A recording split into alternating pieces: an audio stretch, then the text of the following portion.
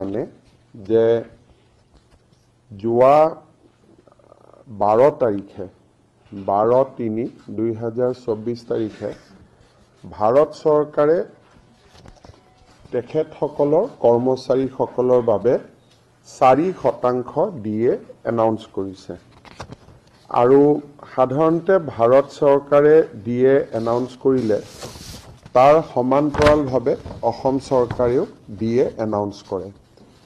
আজি আমি অত্যন্ত আনন্দ সহকাৰে বহাগ বিহুৰ প্ৰাক মুহূৰ্তত অসমৰ চৰকাৰী কৰ্মচাৰীসকলৰ বাবে 4% দিয়ে আজি আমি এনাউন্স কৰিছোঁ আৰু এই দিয়েটো এপ্ৰিলৰ দৰমহাত কৰ্মচাৰীসকলে ল'ব পাৰিব আৰু তেওঁলোকৰ বহাগ বিহুত এটা সুন্দৰ সংযোজন হ'ব।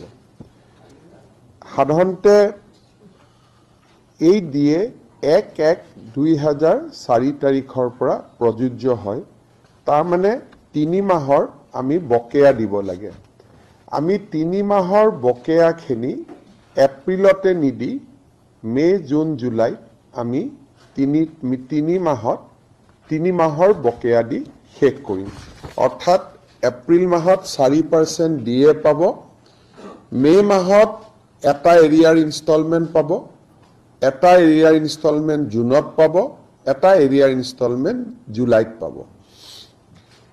এই দিয়েখিনি ঘোষণা কৰাৰ পিছত ৰাজ্য চৰকাৰৰ কৰ্মচাৰীসকলৰ দিয়ে 50% বৃদ্ধি পালে।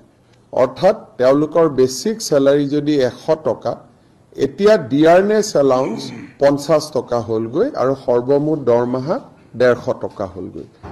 এইটো এটা মাইলৰ খুঁটি যে 50% দিয়ে এজন চৰকাৰী কৰ্মচাৰীয়ে পাব আৰু বহাগ বিহুৰ আগতেই পাব।